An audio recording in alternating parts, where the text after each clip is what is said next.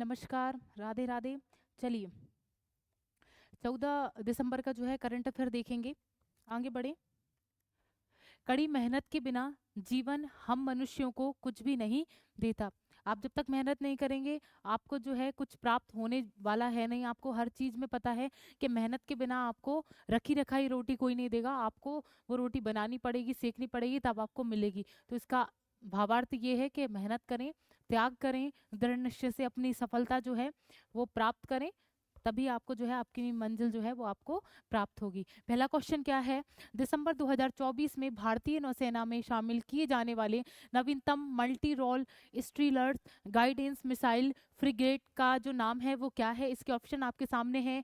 INS Vikrant, फिर दूसरा option है आईएनएस तुशील, फिर तीसरा ऑप्शन है आईएनएस संध्या याक, फिर चौथा ऑप्शन है आईएनएस अरिहंत। और इसका जो आंसर है वो क्या है? आईएनएस तुशील। क्या नाम है? आईएनएस तुशील जो है ये भाई जो एक नवीनतम मिसाइल है उसका नाम क्या है? ये क्या नाम है? मल्टी रोल स्ट्रीलर्स, मतलब इसको हम देखेंगे तो फ्रिगेट नाम जो है इसका रखा गया है। इस मिसाइल का नाम क्या रखा है? फ्रिगेट। और उसका नाम, उसका कौन सी मिसाइल है ये? आईएनएस तुशील। आगे देखेंगे।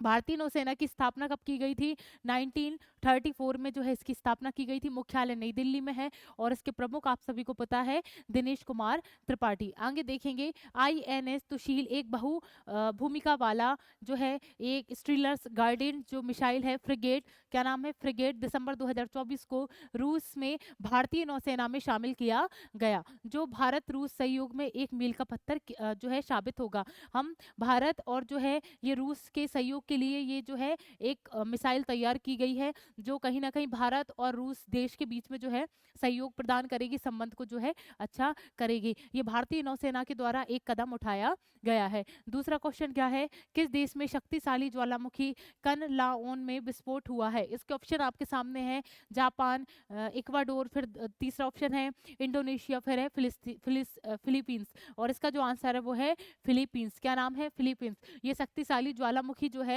वो फिलीपींस में अभी आया। इसकी राजधानी क्या है? मनीला इसकी राजधानी है। और इसकी मुद्रा जो है फिलीपीनी पैसो इसकी मुद्रा है। और राष्ट्रपति का नाम क्या है? बोंग बोगो मार्कोस जो है इसके राष्ट्रपति जी हैं। फिलीपींस के कनलाओस ज्वालामुखी फटने से नेग्रोस द्वीप समूह में हजारों लोग प्रभावित हुए हैं। वैज्ञानिकों ने कनलाओस ज्वालामुखी के 6 किलोमीटर दायरे में रहते हुए लगभग कितने भाई 54,000 लोगों को जो है फौरन अन्य स्थान पर भेजा है, मतलब दूसरे स्थान पर भेजा है। तो ये जो है फिलीपींस में ये ज्वालामुखी फटा है, उसका नाम क्या है भाई? कनलाओस। क्या नाम है? कनलाओस। इसको अच्छे से याद रखें, ज्वालामुखी ये है। अगले क्वेश्चन की तरफ बढ़ेंगे। दिसंबर 2024 में आरबीआई द्वारा घोषित वर्तमान नीति रेपो क्या है? इसके ऑप्शन आपके सामने है।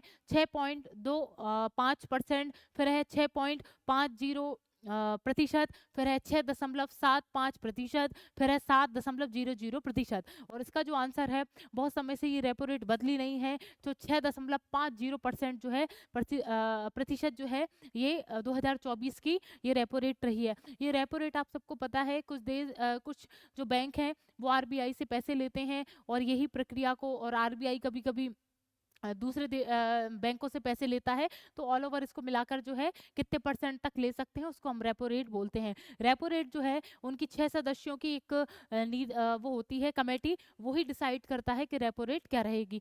3 जो सदस्य रहेंगे वो गवर्नमेंट की तरफ से 3 सदस्य रहते हैं और आरबीआई की तरफ से 3 सदस्य रहते हैं। तो ये टोटल 6 सदस्यों की जो गठ है या बंधन है उस वो डिसाइड करता है कि रेपो रेट किस साल की कितनी रहनी चाहिए। तो ये इस साल की 2024 की 6.50 जो है वो परसेंट रही है। इसकी स्थापना 1 अप्रैल 1935 में इसकी स्थापना, मुंबई इसका मुख्यालय। और जो है गवर्नर अभी बदले हैं, शक्तिकांत पहले थे, अब दूसरे हो चुके हैं संजय मल्होत्रा। आगे देखेंगे। भारतीय रिजर्व बैंक ने अपनी दिसंबर मौद्रिक नीति बैठक में जो फरवरी 2023 में लगातार 11वीं बार जो है रेपो रेट दर क्या रही है? 6.50% पर अपरिवर्तित रखने का निर्णय लिया है। इसका मतलब 2024 में भी यही रेपो रेट रहेगी। दिसंबर 2024 में आरबीआई द्वारा निर्धारित नई यूपीआई लाइट वॉलेट सीमा क्या है? ये ऑप्शन आपके सामने है। 2000, 3000, 4000, 5000। उसका आंसर है 5000। क्या भाई दिसंबर 2024 में भारतीय रिजर्व बैंक ने यूपीआई लाइट वॉलेट की सीमा जो है 2000 से बढ़ाकर कितनी रख दी है? ये कर दी है 5000, इसको कर दिया है। ठीक है। और ये ऑफलाइन लेन देन की सीमा 500 से बढ़ाकर जो है 1000 इसमें कर दी है। और हमने ये ऑफलाइन की बात करी, 500 से 1000 कर दिया है, और वैसे जो है 2000 से 5000 इसकी वो है जो है बढ़ा दी है। आगे देखेंगे 5वां क्वेश्चन, नोएडा अंतर्राष्ट्रीय हवाई अड्डे का संचालन कौन कर रहा है, और इसका जो आंसर है वो है ज्यूरिक इंटरनेशनल एयरपोर्ट। आगे देखेंगे ग्रेटर नोएडा में जो है इंटरनेशनल ये एयरपोर्ट दिसंबर 2024 में एक महत्वपूर्ण मील का पत्थर स्थापित किया गया, जब इसकी पहली ट्रायल फ्लाइट लैंड हुई थी। ज्यूरिक इंटरनेशनल एयरपोर्ट एजी द्वारा संचालित यह एयरपोर्ट अप्रैल 2025 में वाणिज्यिक उड़ान शुरू करेगा। तो कहाँ से ये भाई नोएडा अंतर्राष्ट्रीय हवाई अड्डे का संचालन जो है वो कौन कर रहा है, ज्यूरिक इंटरनेशनल एयरपोर्ट। आगे देखेंगे, एक मिनट रुकिएगा। चलिए आगे देखेंगे अगला क्वेश्चन, 82वें गोल्डन ग्लोब अवार्ड्स में सर्वश्रेष्ठ निर्देशक के लिए नामित पहले भारतीय निर्देशक का नाम क्या है, और इनका जो नाम है पायल कपाड़िया। क्या नाम है, पायल कपाड़िया। फिल्म निर्माता पायल कपाड़िया ने अपनी film all we imagine the light के लिए जो है 82वें गोल्डन ग्लोब अवार्ड के लिए सर्वश्रेष्ठ निर्देशक के लिए जो है ये नामित पहली भारतीय निर्देशक के रूप में ये इतिहास रच चुकी हैं। तो इनकी मूवी, कौन सी मूवी के लिए इनको ये जो है नामित किया गया है, इसका नाम क्या है मूवी का, all we imagine as light. ये इनकी मूवी है, इनके लिए इसको नामित किया गया है। आगे देखेंगे, और किस किस क्षेत्र में नामित किया गया है, किस अवार्ड के लिए, वो है भाई गोल्डन ग्लोब अवार्ड्स। चलिए ग्लोब अवार्ड्स। आगे देखेंगे 7वां क्वेश्चन है, दिल्ली में आयोजित एशियन महिला हैंडबॉल चैंपियनशिप में भारत किस स्थान पर रहा है, और इसका जो आंसर है वो है 6वें स्थान पर हमारा जो है भारत रहा है। एशिया महिला हैंडबॉल चैंपियनशिप में 6वें स्थान पर हमारा भारत रहा है। दिल्ली में एशियन महिला हैंडबॉल चैंपियनशिप में भारत 6वें स्थान पर रहा है।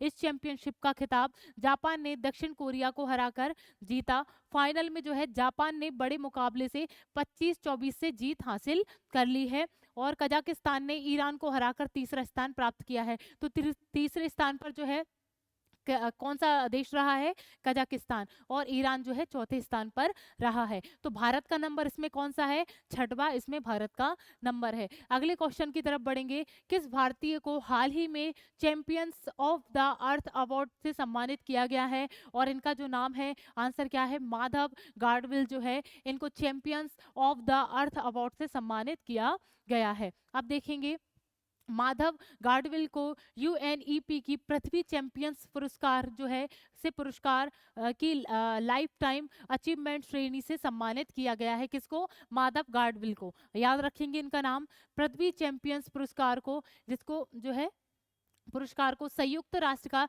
सर्वोच्च पर्यावरण सम्मान जो है माना जाता है। इसको याद रखें, संयुक्त राष्ट्र का सर्वोच्च पर्यावरण पुरस्कार जो है हम इसी को, यही है, क्या नाम है उसका, पृथ्वी चैंपियन पुरस्कार। आगे देखेंगे, संयुक्त राष्ट्र पर्यावरण कार्यक्रम ने जो है भाई यूएनईपी एक संयुक्त एजेंसी है जो पर्यावरण संबंधी मुद्दों को जो है निपटाती है या उसका सॉल्यूशन बताती है। यूएनईपी की संस्था जो है संयुक्त राष्ट्र द्वारा कब चलाई गई, कब शुरू की गई, 1972 में। इसका मुख्यालय कहाँ है, नैरोबी केन्या में इसका मुख्यालय है, और प्रमुख जो है इनके कौन है, इंगर एंडसन। क्या नाम है, इंगर एंडसन जो है इनके प्रमुख हैं। आगे देखेंगे 9वां क्वेश्चन है, हर साल किस दिसंबर को प्रवासी राजस्थानी दिवस के रूप में मनाया जाएगा, और इसका जो आंसर है वो आप सभी को दिख रहा होगा, 10 दिसंबर का आंसर है। 10 दिसंबर को जो है प्रवासी राजस्थानी दिवस के रूप में मनाएंगे। राजस्थान के मुख्यमंत्री भजन लाल जो शर्मा जी हैं, उन्होंने घोषणा की है कि राज्य सरकार हर साल 10 दिसंबर को प्रवासी राजस्थानी दिवस जो है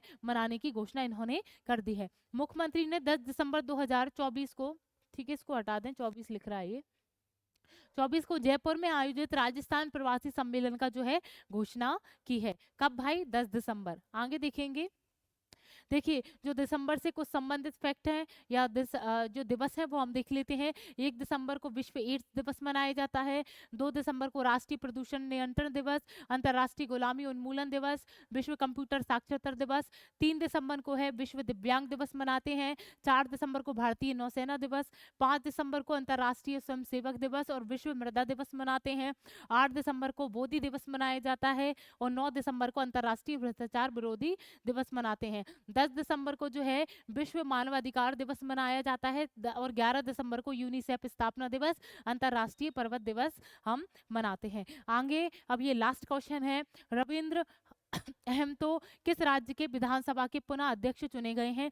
इसके ऑप्शन जो है महाराष्ट्र, झारखंड, मध्य प्रदेश, छत्तीसगढ़, और इसका जो आंसर है वो है झारखंड, इसका आंसर है। आगे देखेंगे रविंद्र महतो जो है वो विधानसभा में ये पुनः निर्वाचित हो चुके हैं। क्या है भाई?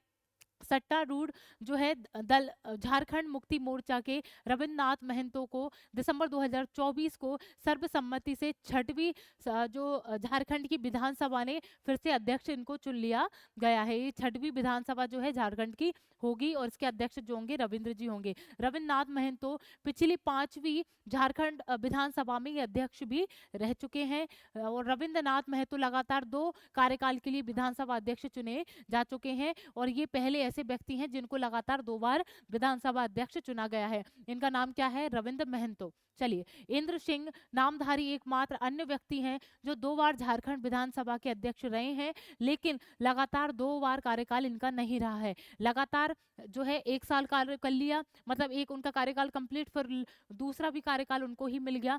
तो भाई ये भी है, पर इनको लगातार नहीं मिला, पर इनने 2 बार विधानसभा के अध्यक्ष का कार्य जो है वो संभाला है। इनका नाम क्या है? इंदर सिंह नामधारी।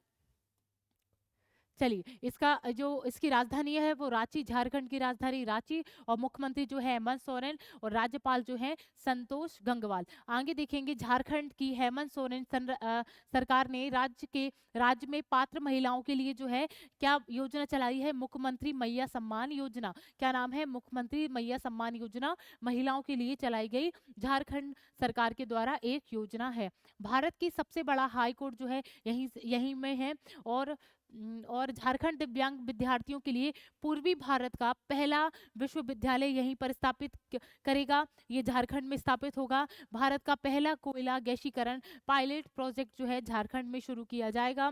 झारखंड स्थापना दिवस हर साल जो है 15 नवंबर को मनाया जाता है। ठीक है, चलिए इसी के साथ ये 10 क्वेश्चन समाप्त होते हैं। मैं आपसे कल मिलूंगी। राधे राधे।